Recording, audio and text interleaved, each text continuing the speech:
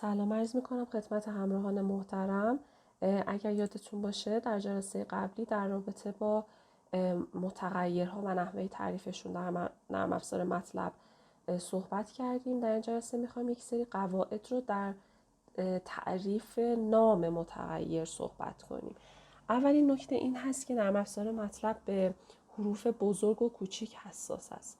مثلا اگر من متغیری با حرف ای بزرگ تعریف میکنم با متغیری که با ای کوچک تعریف میکنم کاملا متفاوت هستن. این یه مزیت داره، اینکه شما میتونین انتخاب‌های بیشتری رو تو تعریف نام متغیرها داشته باشین. نکته بعدی این هست که در هر متغیری که شما تعریف میکنید باید با یک حرف شروع بشه.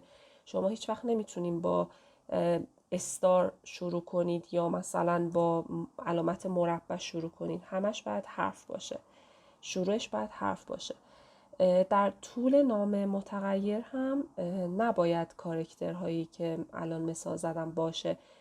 فقط یکیشون مجاز هست، اونم آندرلاین، دش نه آندرلاین. خب اونم نباید بازم حرف اول باشه. در متن نام متغیر میشه استفاده کرد ازش.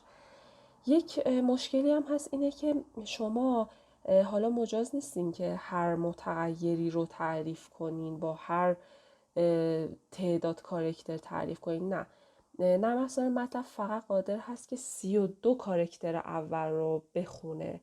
یعنی من بهتره که از کلمات یا جملات یا عبارت‌های کوتاه استفاده کنم. مثلا من هیچ وقت نمیتونم اسم متغیرم رو بذارم. برای مثال عرض میکنم the number of patients with Alzheimer disease among the American population. این کاملا غلطه، یعنی غلط نیست. نرم افزار مطلب نمیتونه از 32 تا کاراکتر به بالا رو برای ما بخونه. تا 32 رو میخونه ولی بقیه‌اش رو دیگه برای ما نمیخونه. نکته بعدی این هستش که نرم افزار مطلب بعضی دستورها رو در خودش داره، مثل دستورهای and, if, or یا while. اینا همشون هست. شما مجاز نیستین از این گونه اسمها برای تعریف نام متغیر استفاده کنین. شما فرض کنین متغیری رو تعریف کنین به اسم for. ببینین اگر دقت کنید رنگش هایلایت تر شد. این یه دستور هست، شما نمیتونین استفاده کنین. خب از کجا تشخیص بدیم؟ مثلا من میخوام یه متغیر تعریف کنم، برای مثال، بر فرض مثال اسمشو بذارم هلو. خب برای اینکه مطمئن بشم این اسم یک دستور توی مطلب نیست، میتونم بیام و این دستور رو بنویسم. از این دستور استفاده کنید.